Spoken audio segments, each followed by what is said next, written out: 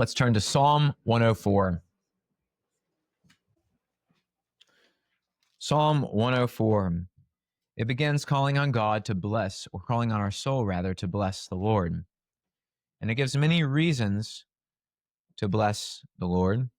We'll pick up in the middle of the psalm. Our verse will be 24, and we'll read through the end.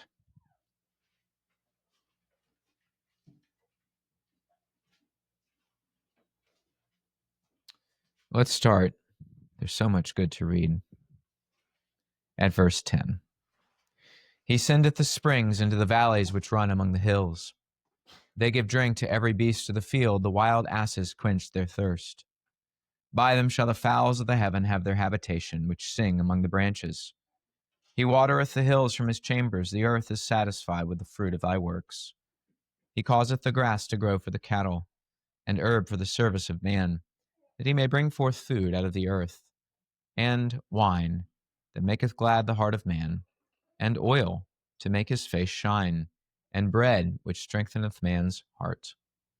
The trees of the Lord are full of sap, cedars of Lebanon which he hath planted, where the birds make their nests. As for the stork, the fir trees are her house. The high hills are a refuge for the wild goats, and the rocks for the conies. He appointed the moon for seasons. The sun knoweth his going down. Thou makest darkness, and it is night, wherein all the beasts of the forest do creep forth. The young lions roar after their prey, and seek their meat from God.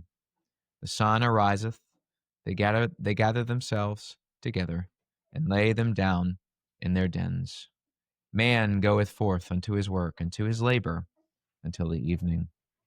O Lord, how manifold are thy works! In wisdom hast thou made them all. The earth is full of thy riches. So is its great and wide sea, wherein are things creeping innumerable, both small and great beasts. There go the ships. There is that Leviathan, whom thou hast made to play therein. These wait all upon thee, that thou mayest give them their meat in due season. That thou givest them, they gather. Thou openest thine hand, they are filled with good. Thou hidest thy face, they are troubled. Thou takest away their breath, they die, and return to their dust. Thou sendest forth thy spirit, they are created, and thou renewest the face of the earth. The glory of the Lord shall endure forever. The Lord shall rejoice in his works. He looketh on the earth, and it trembleth. He toucheth the hills, and they smoke. I will sing unto the Lord as long as I live. I will sing praise to my God while I have my being. My meditation of him shall be sweet. I will be glad in the Lord. Let the sinners be consumed out of the earth, and let the wicked be no more.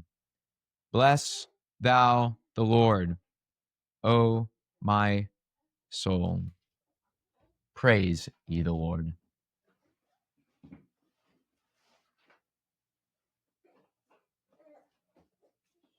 Last time, with help from Shorter Catechism question 10, we finished the Catechism's treatment of the work of creation with the creation of man. Now we move on to that other great work, that is, of providence. This will take up most of our Catechism questions. And it is the greater, indeed, the greater work because it contains the greatest work of all, that of salvation. We're speaking today of the work, or as the Catechism says, the works, for there are many, of providence. We marveled at it in Psalm 104, verse 24. In the midst of a detailed catalog of those works of providence, as we just read, the psalmist has to stop in the middle of his catalog and wonder that the Lord Jehovah did all these wonderful things. He addresses him with praise in 4 points about his works. 4 points about Jehovah's works of providence. First is their variety. O Lord, how manifold are thy works. Manifold means many-fold. They have many different sides, angles. They are like one great jewel. There are different faces of the jewel that when you look at it, it shines in different ways. Manifold describes work that has a unity and yet has many parts. There's a wonderful variety. And we heard that variety in this very text. We heard of God's work with beasts, with asses, with fowls, with creeping things in the sea, small and great, with Leviathan, this great sea creature, and with man as well as beast. What a variety. The second thing we see is wisdom. In wisdom hast thou made them all. These works of providence are a testament to the mind of the God who planned and executed all of them. All these things that God does every day, they show a remarkable intelligence. It is one thing to look at the creation and the fact that everything exists. This should prove to us an intelligent creator. Those who can look outside and see the wonders of this world and deny that there's a creator are of all men most be pitied. It's the stupidest thing that you could ever conclude. But how much less intelligent is it to deny that there is a God that governs all these things? Because these things were not just made, they exist now, which means between the day that they were created and today, they've been sustained. And they've been sustained despite the fact that so many of them are at odds together. This should make us marvel that the wisdom of God can take so many elements that are disparate and disagreeing and make them into a harmonious whole. We'll consider more of that wisdom later, but it's clear that God made all these things in wisdom. They show not only his existence, but his perfect mind. The third thing after variety and wisdom is fullness. It says, the earth is full of thy riches. There is daily a full testimony of God's fullness in the works of his hands. His works positively overflow with goodness. Consider now we're in the fall, just one tree. Consider, say, a red maple. You've heard about that in tree class. And no doubt, being keen now to look at trees, you've noticed certain red maples around, and they are today, or at least last week, a deep and beautiful red. But not just red, mixed in with little oranges and yellows and even a bit of green remaining from the summer color. There's a marvelous fullness of wisdom, of variety, and this is inseparable from the fourth thing, that is richness.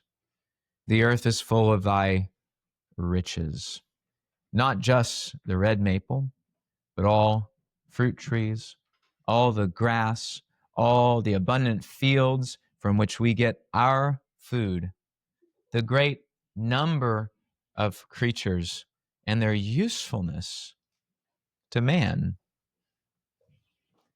For example, verse 15, and wine that maketh glad the heart of man, and oil to make his face shine, and bread which strengtheneth man's heart. These things all growing right out of the ground for us. Riches from the dirt.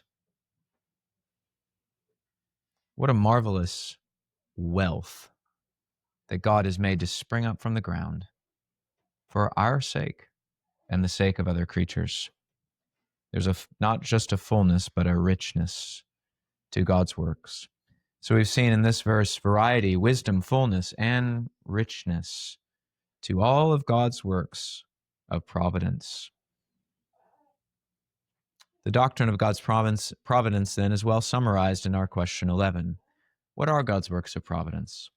God's works of providence are his most holy, wise, and powerful, preserving and governing all his creatures and all their actions. Let's split this into 4 subpoints. The first is the term itself, providence.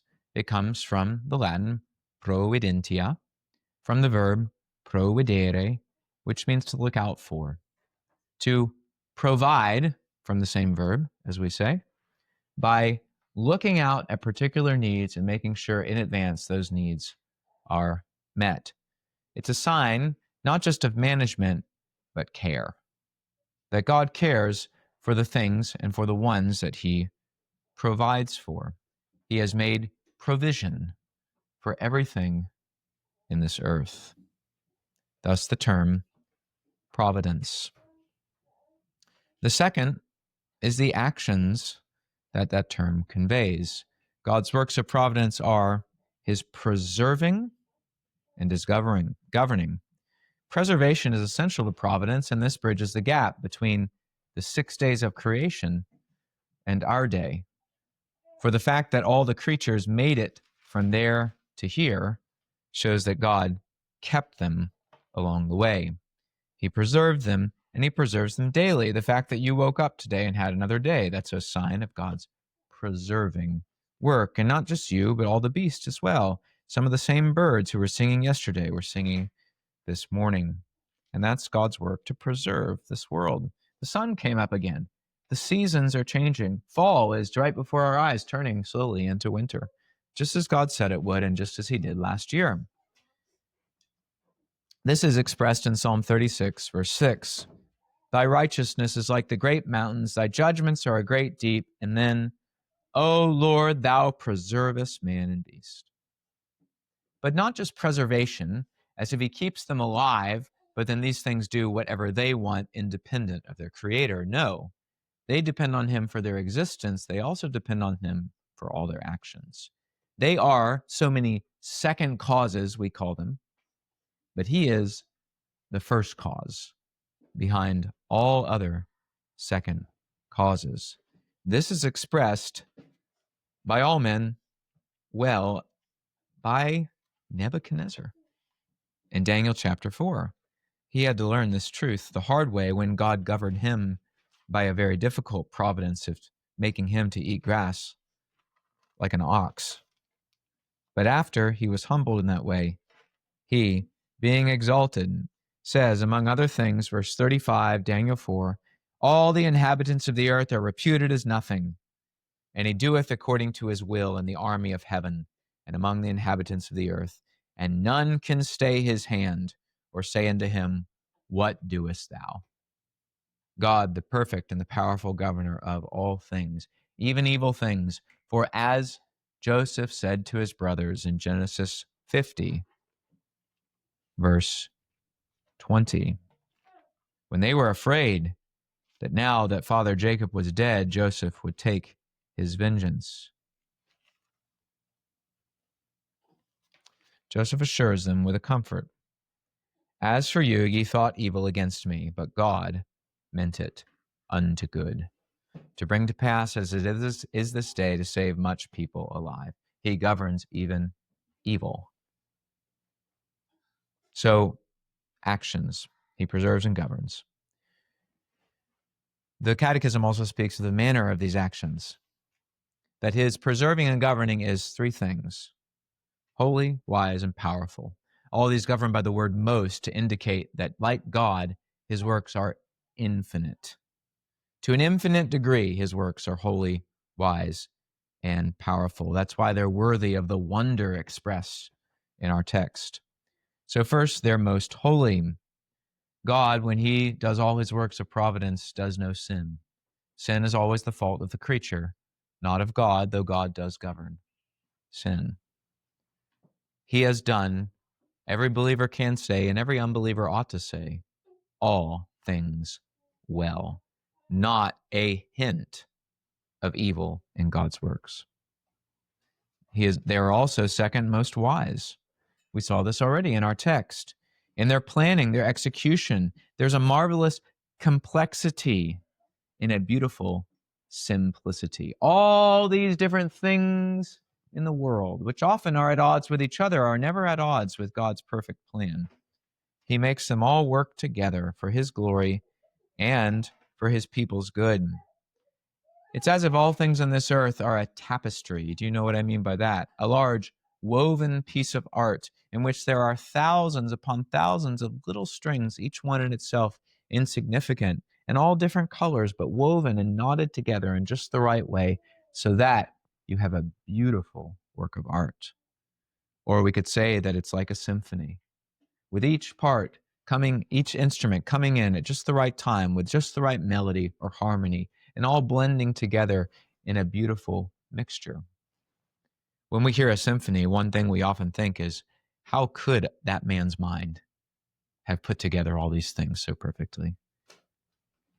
But the symphony of all creation, which includes also the symphonies written by men and many other much more complex things, how then the more so do they not prove that God is most wise, but also most powerful?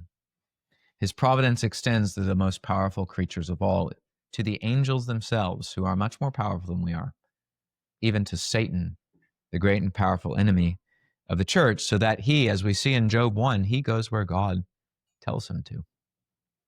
God has Satan even on a chain. He holds storms in his hands. He brings natural disasters, as we call them. And there is no one who, as Nebuchadnezzar said, can stay his hand.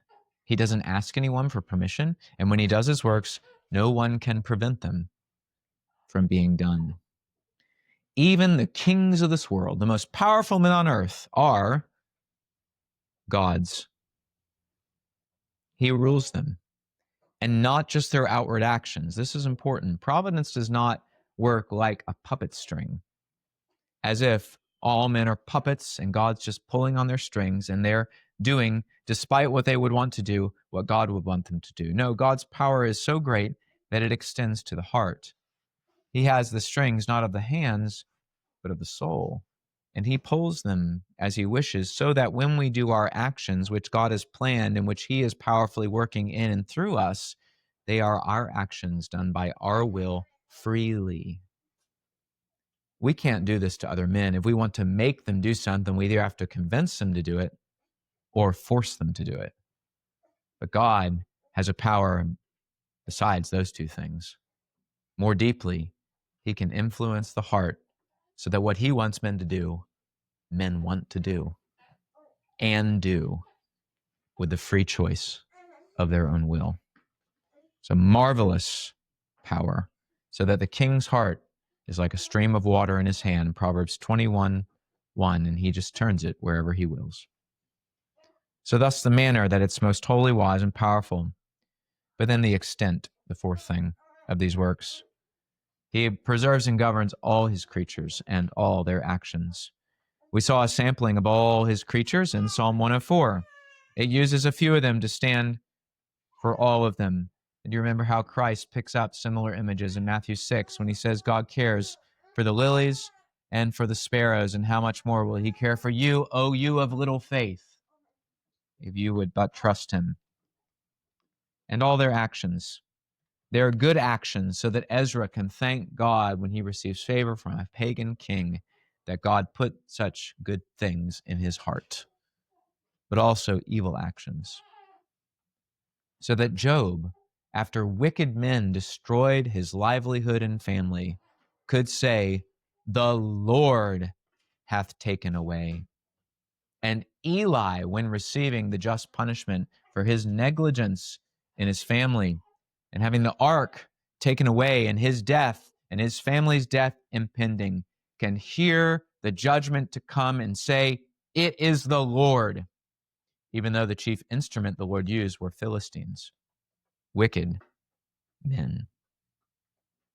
God does all things in all things. He is all in all. Let's apply this. 3 things for us this morning.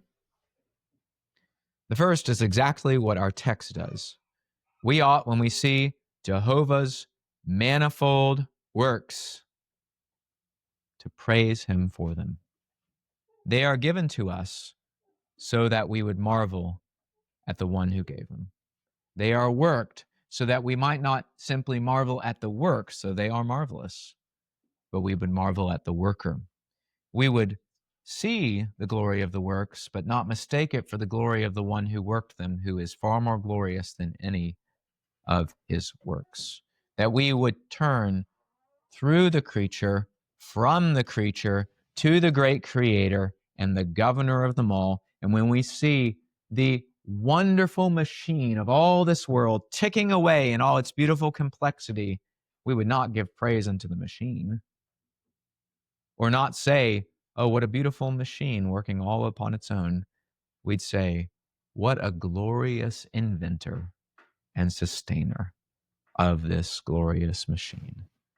And we'd understand that it's no mere machine working by its own intrinsic power, but in everything, in all things, in all creatures, God upholding and sustaining them, so that of men, Paul can say, even quoting a pagan Greek poet, in him we live and move and have our being.